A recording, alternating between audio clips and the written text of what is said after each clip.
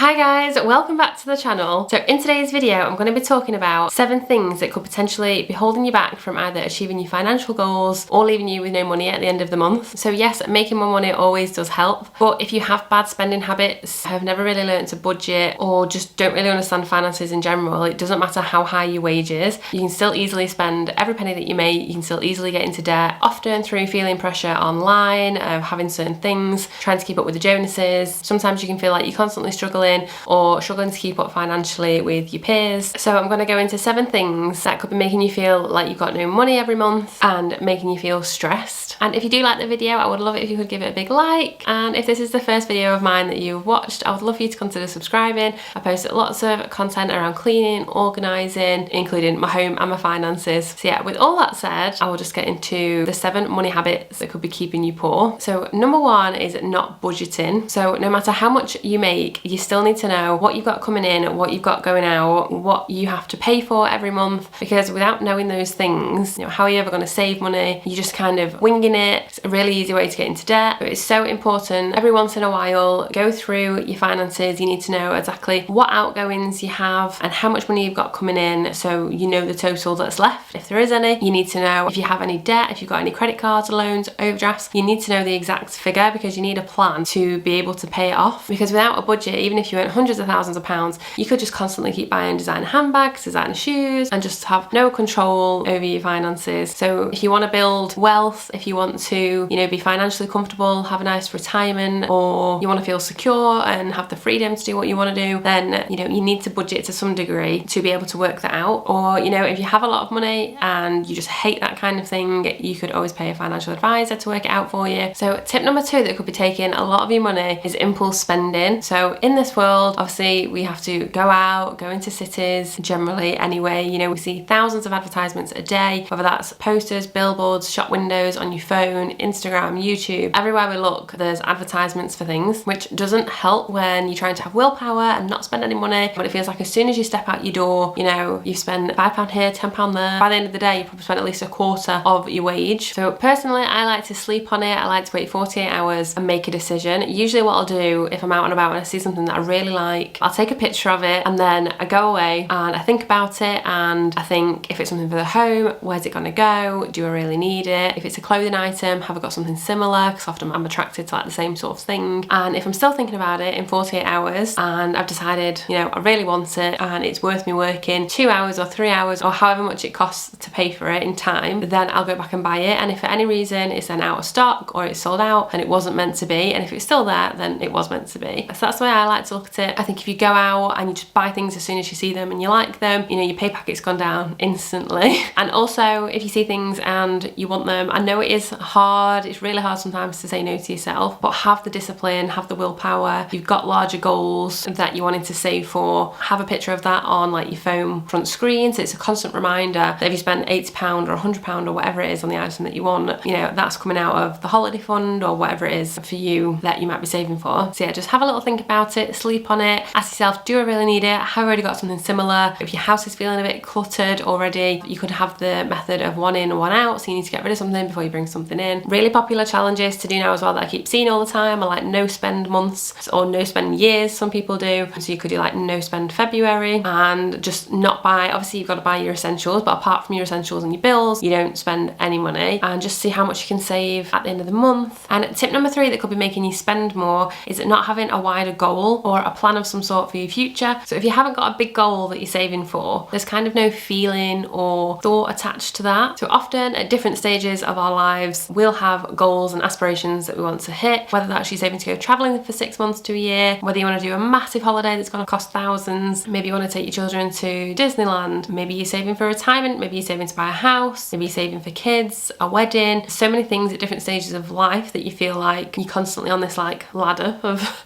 achieving things. It doesn't even have to be something that big, it could be saving for a car, which is quite big, or a dog or a pet or something like that. If you've got an emotional feeling attached to that goal, then you're much more likely to achieve it. The kind of why behind the reason that you're not buying, that jacket today and you're going to save the money for something much bigger, that's what's always helped me anyway. My goals were kind of always holidays, traveling, and then once I felt like I'd done a lot of those, then the house has kind of been always the number 1 goal, but I knew I wanted to travel beforehand. And you just have to be super tunnel vision about it. If that goal is that important to you, like, you will get there. There's nothing coming in the way of me and this goal. So I would say if you do find yourself spending frequently every month, and you know, when it comes to the end of the month, you're kind of thinking, where's all the money gone? You know, you've not put it in a savings pot for anything and you've spent it on shopping online or something, then try and make a meaningful goal to save for that could take you a few months, a few years even. And by budgeting, you'll know when you can hit the goal, because you'll know how much you have left to save or not. So you need to figure things out. And tip number 4 is not having an emergency fund. So an emergency fund for me is super important. It makes me feel safe, secure, you know, not that it's anything spectacular, but there's something like a huge percentage of people in the world, you know, that don't have any savings whatsoever. And if you're paying for bills, paying for rent or a mortgage, or you've got kids, there's so many expenses that come your way. And to even just have £1,000 saved for emergencies is like a really good starting point. The whole point of the emergency fund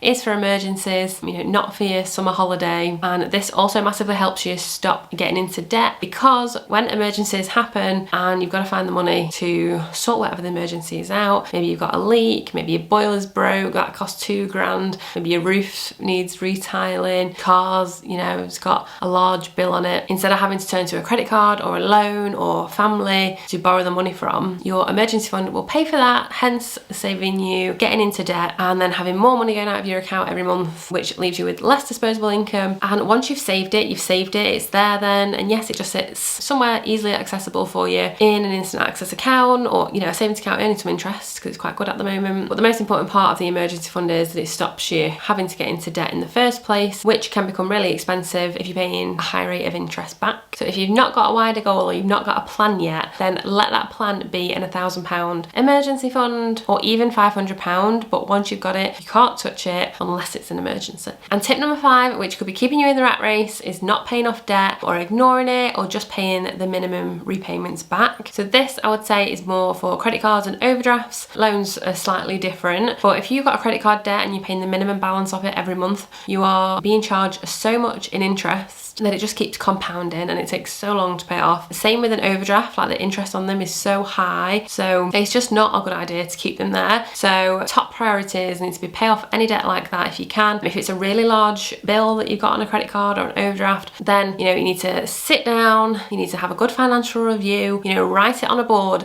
look at the figure in the face, see how much it is, and see how much you can afford to save each month and how long it will take you to repay the debt. But if you keep chipping away at it, eventually it will come down, and once you don't have those monthly payments anymore, you'll be so much better off to be able to save for other things. It's just a bit tough at the time, having to be a bit stricter with yourself, but it's so worth it. And tip number 6, which is where you could be spending more money than you need to, is never feeling content and always wanting more. So gratitude really helps with this. If you can practice it every day, it massively helps, because you might know that you're really appreciative for, you know, your situation, how you were brought up, maybe the job that you've got, the family you have, you know, there's quite a lot of things, food on the table, even really small things, and you might know that, but we quickly forget, especially when the stresses of everyday life, you know, cross our paths. But if you can tell yourself out loud, or you know, even in your head, at least 3 things you're grateful for today, it really helps me shift my mood. And it's so easy to get caught up in social media, and you know, it seems like everybody lives in a mansion, everybody travels the world, and you think, is it just me that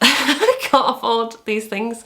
But it isn't. Yes, some people have lots of money, but there's so many more people that don't, and we're just shown a lot more of people's highlights on Instagram. As we know, we're always showing the best bits of people's lives, which is why we always feel like we want more, we need more, hence keeping up with the Jonases. But if you've got your health, that is like the main thing in life, because without that, not much else matters. You've got a roof over your head, you know, you've got food to fill up your belly, then you know, most of the other things that we have are luxuries. And sometimes we become so accustomed to this life of, you know, all these nice things that it just kind of comes this expectation, and you become so used to this lifestyle. So really think about everything you've got to be grateful for, and just try to be content with what you already have, because often we buy new things and we're really happy with it for a short period of time, and then after that short period we're like, oh well, that's so much nicer, you know, we want this, we want it a bit bigger. So just being mindful can really stop that like urge to buy more things and to keep replacing things that there's nothing wrong with in the first place. And tip number 7, which I think has really helped me over the years, from from leaving school and never really learned anything about money is to be curious and willing to learn. So if you have an interest in something, anything this could be, ask questions. If you don't understand, like, don't be afraid to ask people to explain something to you. If you know you're talking to somebody you admire or you really look up to and you think, wow, how have you got to where you are now, or you want to learn a bit more about the job that they do, ask questions. And usually most people like talking about themselves or what they do or what they're interested in. And yeah, like if you want to start investing, there's so many books out there you can read on investing and finances, buying property. There's so many YouTube videos as well if you're more of a visual learner. Sometimes in the past I've asked questions and people will look at me like, oh my god, did you really just ask that? But they don't know the answer either half the time. They're just too embarrassed to ask, but it's the only way you'll learn. So yeah, don't feel like, you know, if you're in a friendship group and you feel like people are doing certain things and you want to do similar things, like ask them for help if you don't understand, because if they are your true friends, then they will want to help you. There's so many ways you can learn about money and finances and getting better at budgeting, and it's super important to be able to kind of make the most of your life. Money is not everything, like health is so much more important, but obviously it helps massively and it gives you choices. And that is it for the 7 habits that could be holding you back. If you're wondering where your whole paycheck has gone, it would be so nice if we could keep a lot more of our money that we make rather than it going out elsewhere a lot of the time. You know, we work so hard, you want to keep it in your pocket as much as possible. Thank you so much for watching. I hope you enjoyed the video and I'll see you again on Monday at 7 for a new upload. Thanks guys, bye!